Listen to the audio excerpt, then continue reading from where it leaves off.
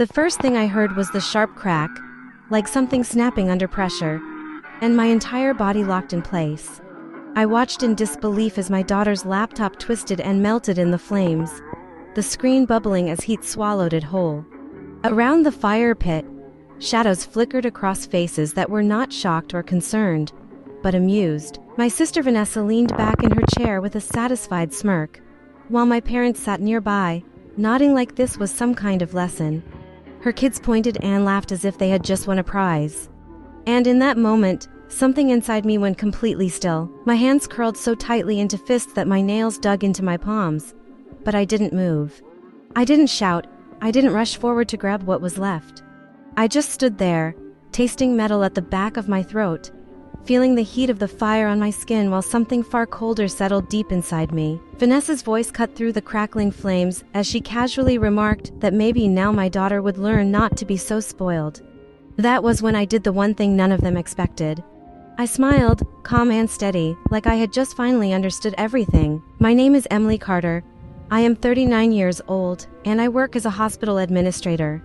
I have spent most of my life solving problems, keeping systems running, and holding things together when they fall apart. But this is the story of the night I stopped holding things together for everyone else and finally let them fall exactly where they deserved. Vanessa and I were not always like this. Growing up, she was my hero.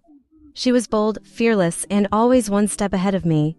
I followed her everywhere, copying her style, trusting her instincts, believing that no matter what happened, we would always be on the same side. We shared secrets late at night, whispered through laughter during storms, and promised each other that nothing would ever come between us, at least. That is what I believed back then. The change didn't happen all at once. It came in small, quiet moments that were easy to ignore at first. Little comments that sounded harmless on the surface but left a sting underneath. She would make jokes about my job, hinting that I worked too hard for too little. When I bought something nice, she would smile and say it must have been a stretch for my budget. Each remark was subtle enough that calling it out would make me seem overly sensitive, so I stayed quiet and let it pass. When I married Daniel, she pulled him aside during the reception and warned him that I was fragile and difficult to handle.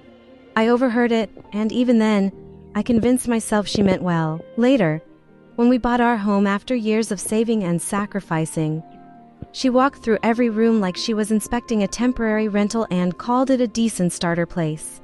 I laughed it off at the time, but something in me had already started to crack. Things changed completely when my daughter Sophie was born.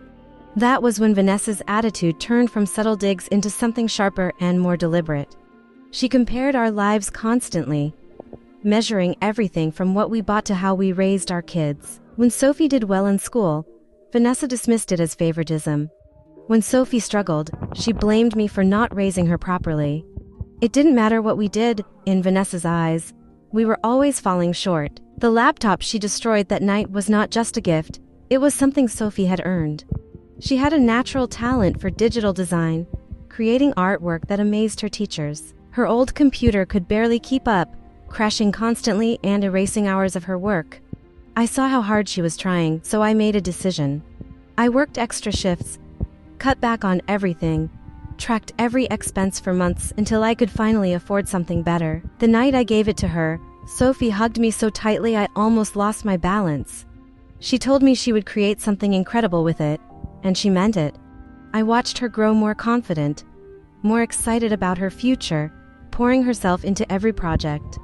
That laptop wasn't just a device, it was a door opening for her, and then in a matter of seconds, it was gone. Vanessa's kids had taken it from Sophie's bag while she was helping in the kitchen.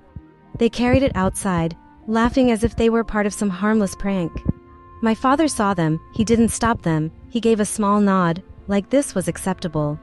And just like that, they threw it into the fire.